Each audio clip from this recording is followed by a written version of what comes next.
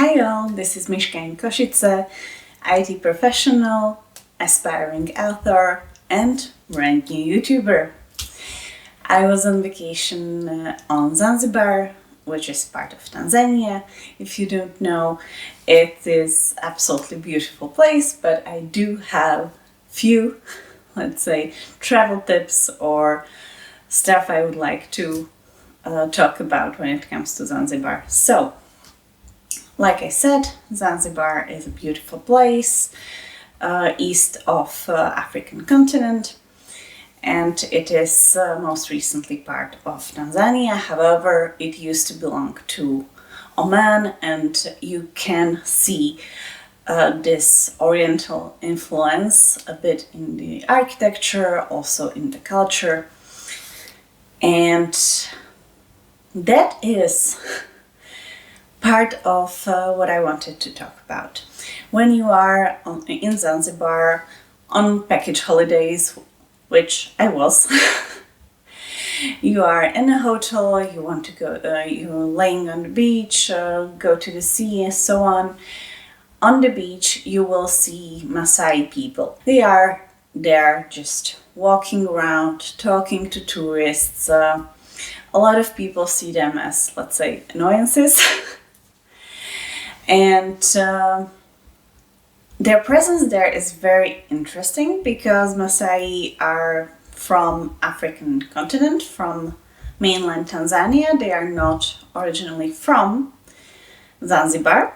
However, these beach boys are basically employed by Tanzanian government to promote Maasai culture to tourists in Zanzibar.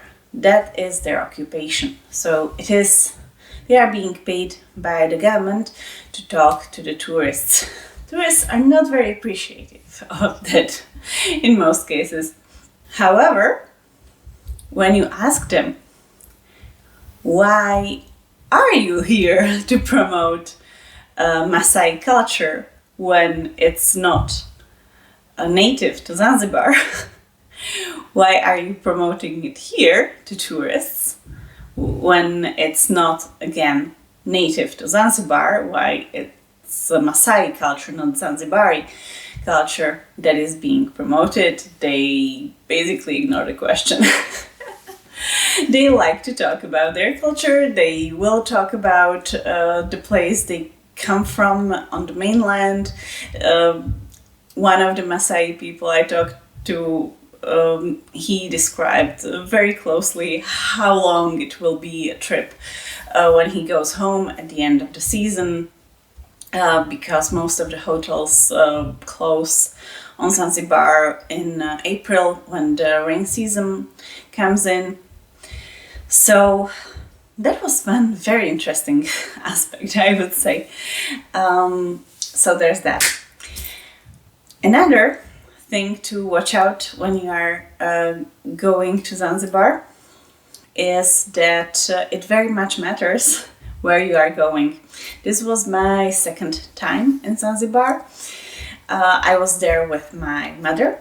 Again, second time there with my mother.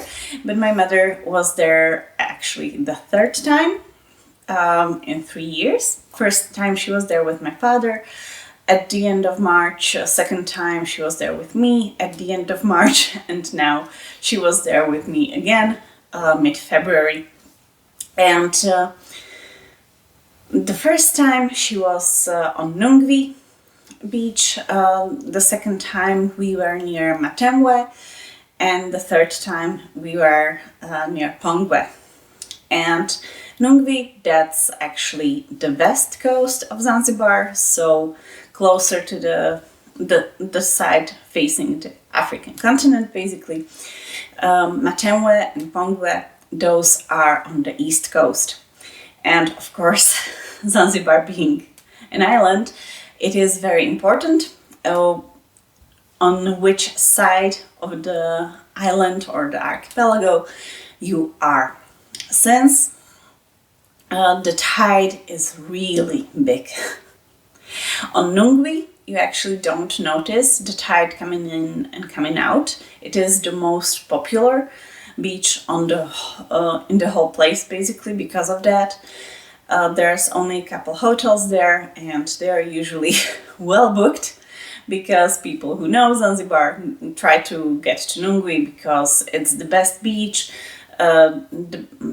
The sea is there basically the whole day. There is the public part of at the Nungwi beach, which is usually pretty crowded, because basically every tourist from the on the island is wants to go there to see it, because, like I said, it's a very popular place.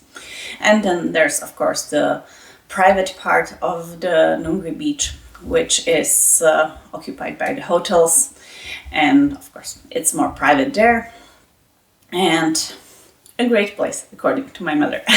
She says she was spoiled by the first experience in the Zanzibar.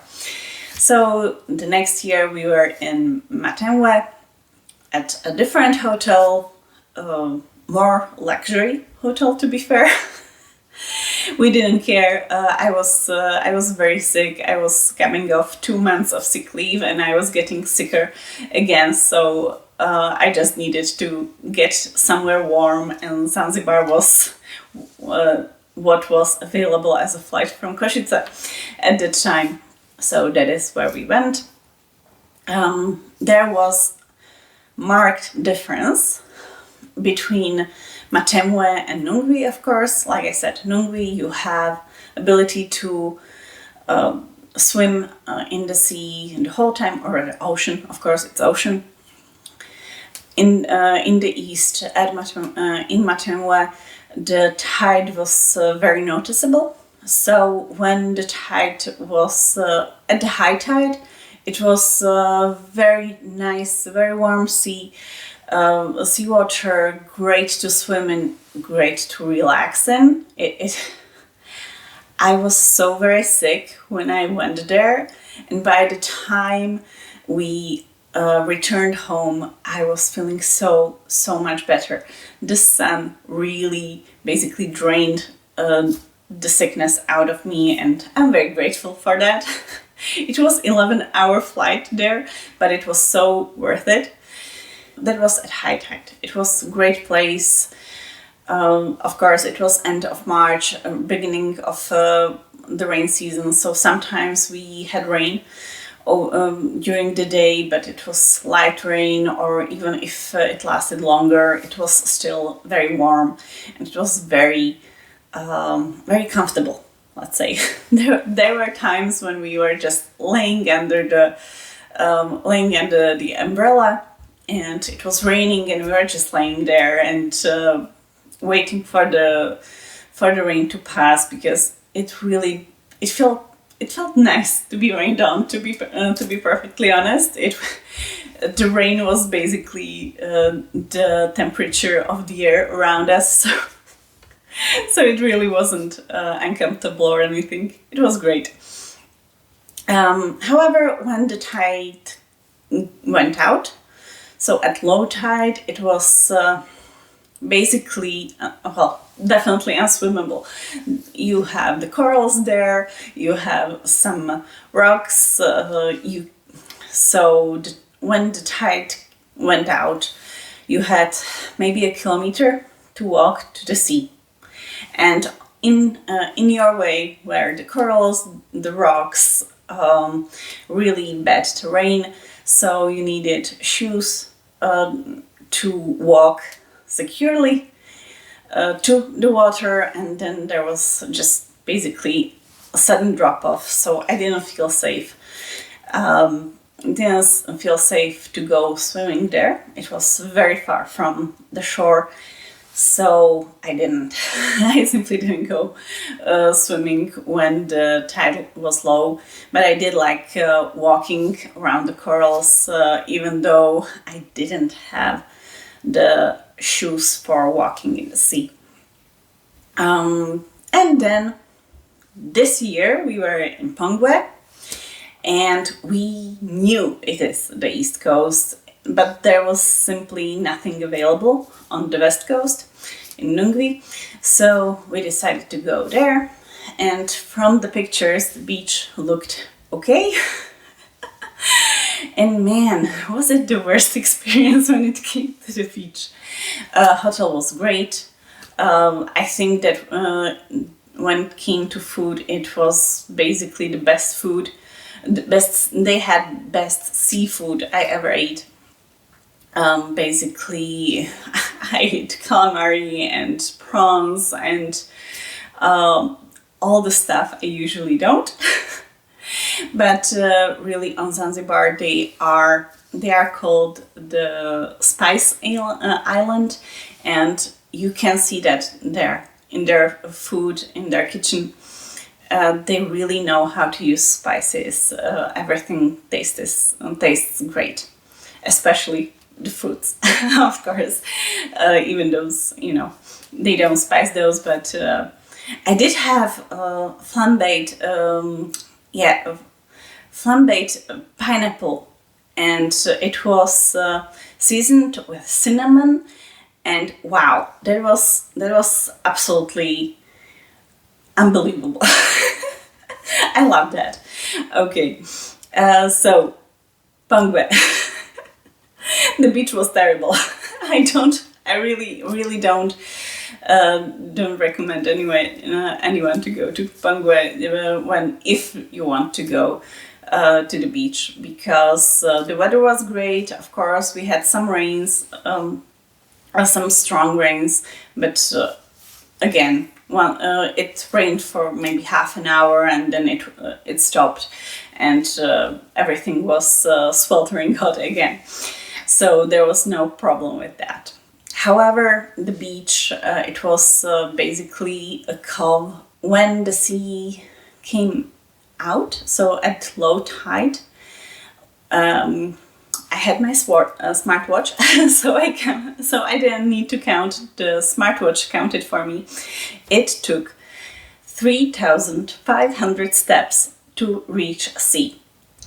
And at the time you are still only knee depth in the sea, but basically that was where we ended up, and yeah, we didn't swim, but we just laid it down in the water. It was great, but you could see that you could walk another 3,500 steps and you would still be only little more than knee depth. So we didn't feel like that. So we just lay down in a beautiful clear water. Of course, we had to go around corals, but that was more walkable than in Matemwe. So that was much better, let's say. However, the terrain was really very flat. That is part of the reason why even when we went like I said, 3,500 steps out from the beach, we were still just knee depth in water. That was when the tide was low. When the tide was high, it was very bad. So when the tide was high, the water came into the beach, and you would expect you can go swimming. But even there, due to the fact that it was very flat cow, you had only like knee depth for, let's say, 2,000, 3,000 steps again. It was very slow going when you wanted to reach deeper. And because of this flat nature of the sand beneath, or the ground beneath the water was very it was the warmest water I ever found myself in. You can't say swim in, because swimming was impossible. So it was very warm, like really soup warm, it was warmer than even the air around you. And also because of the cave, and most of the cave was not, not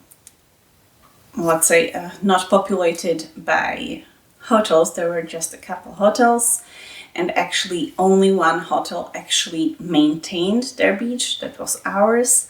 So they cleaned the seaweed that came in during high tide, but because everyone around them didn't clean it, there was a lot of seaweed in the water, and I mean a lot of seaweed. You couldn't see through it.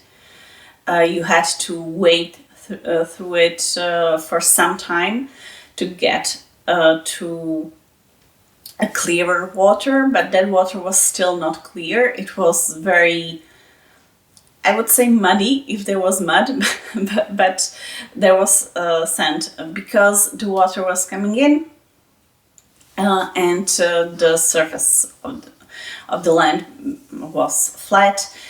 It was just basically, I don't even know how to say it. It was just floating around continuously. So it looked, the water almost looked like a bit like milk. Milky white, I would say, instead of clear. And because of all this sand floating around and some seaweed still coming from the behind, and of course also from out on the ocean, you just didn't see where you are stepping. And while it was relatively okay to walk those 3,500 steps when the tide was out and when you saw where you are stepping, when the tide was high, you had no idea where you are stepping, and my mother basically cut her foot open, and she didn't go into the sea for the rest of the stay. She wasn't the only one. There were like, I'm counting, from our travel agency, there were like 8 people in that hotel, and 3 of them cut their foot open in first 2 days, and then they of course didn't go to the sea when the tide was high, which is really not great, I would say, because Zanzibar is beautiful, but yeah, you really only could swim in in the pool, in this case. In Matemwe, it was great. In Nungwi, it's better. In Pongwe, it's really bad. So, if you travel to Zanzibar ever, watch out for where you are going, whether it's east or west coast, and even on east coast, there's a huge difference between the areas on how much time you can actually spend in the sea and whether it's enjoyable or not. And now we get to another point. Since we have been to Zanzibar before, we do notice year-on-year changes. There was very obvious change that was really required of all the incoming travelers, and that is incoming traveler insurance, which costs no matter how long your stay, at least when you are a tourist, it costs $40 per person per entry, and you really need to have this incoming traveler insurance when you are coming in. It's the very first thing they actually check when you get off the plane. You get off the plane and they are checking the incoming travel insurance document even before you get to visa and passport control. It's really the very first thing. And if you don't have that, they will take you to a room where they have agents, and you can buy it at the airport. But this is the most one of the strange things, I would say, because everyone at the travel agency, everyone everywhere says, yeah, but this is Tanzanian insurance, so we recommend you buy our own, which we know actually covers a lot of stuff, because this one doesn't. So this incoming travel insurance document or insurance is actually covered by AXA, which is a legitimate insurance company. But I did not dig deep enough into the insurance details to know whether it actually covers anything that we would need. So we did have basically double travel insurance, though to be honest, travel insurance in Slovakia for Tanzania was much cheaper. Was much cheaper than it was than this incoming traveler insurance was. And of course, there's Visa, which you could theoretically manage to do online, but you can't if you have package holidays, because one of the mandatory fields you need to fill out on the electronic form is the number of ticket. If you are coming by ship, you need to give them the ship ticket. If you are coming by plane, you need to give them the plane ticket. But of course, if you are traveling if you bought package holidays, you come to the airport, you give them their documents, and they issue you boarding pass. At that time, you never actually get plane ticket per se, so you can't beforehand do the online or e-visa.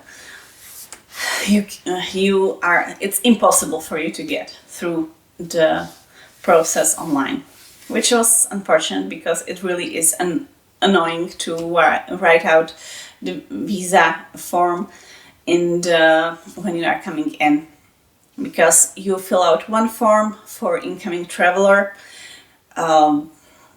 inbound travel form on the plane, you hand it in, but then when you are off the plane in Tanzania, you get another form to fill out, which is actual visa application form. And then you pay for visa. I don't remember how much that was. I think it was $50 per person. And of course, you should pay in cash, because if you pay by card, there's like 3% surcharge on top of it. So most people prefer to pay in cash. And last topic, what to buy in Zanzibar. Because Zanzibar, it's a spice island, of course. However, watch out when you are walking the sea. There's a lot of beautiful seashells. Everyone picks that up. Maasai people, the beach boys, they will encourage you to take some. However, it is very illegal to take anything from the ocean or the beaches and try to take it with you home.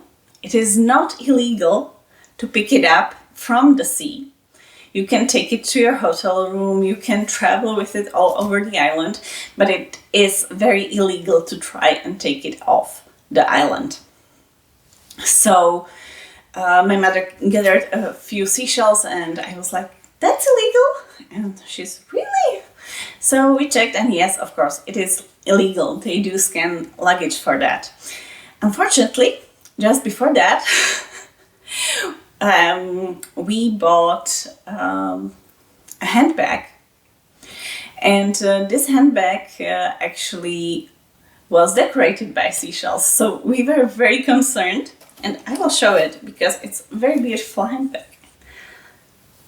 Yeah, it's very beautiful. This is leather, and it's not very practical, okay, but it's very beautiful. I love it. It was $18.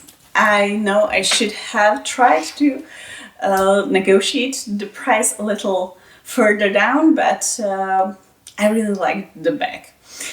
So I'm not the best negotiator when I really like something. So it was actually okay for the bag to pass through the controls. We didn't get fined for this, but if you did try to do that with just loose shells you picked up at the beach or in the sea, you would be in trouble. So don't do that. And another thing many people buy in Zanzibar is, of course, spices, but be sure to buy spices when you are in Zanzibar on the spice farms, because if you try to buy it somewhere else, it might not actually be Zanzibarian or Tanzanian even spices. The first year my mother was in Zanzibar, she visited spice farm, she bought spices there and some other stuff, cosmetics for example. And those were, of course, Zanzibarian spices. But when they came to the airport, there were airport shops, of course, and she wanted to buy some more because the price was so much better than on the spice farm. And when she came home and unpacked these spices, she found out these spices were actually not from Zanzibar, but they were from India.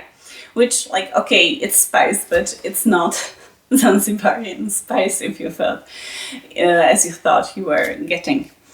So one thing I really love to get in Zanzibar is face cream.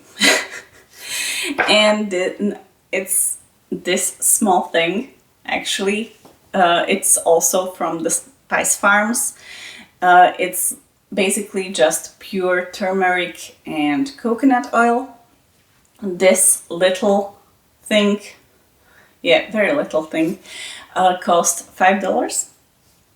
And we bought it last year. We basically bought ourselves a whole supply because it's really great.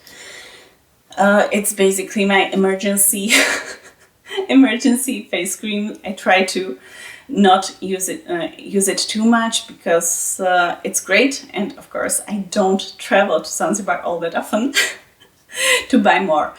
Unfortunately, this year we didn't go to a spice farm. No one at our hotel was going to a spice farm, so we couldn't ask them to buy it. And we really didn't feel like going out because, again, I was going on vacation because I was getting sick. So I was just recovering at the beach and, you know, soaking in sun, trying to relax in water. So that's it. That's my update. That's my update about Zanzibar. And hopefully you found it interesting or maybe even educational. Yeah, so thanks for watching. See you next time. Bye.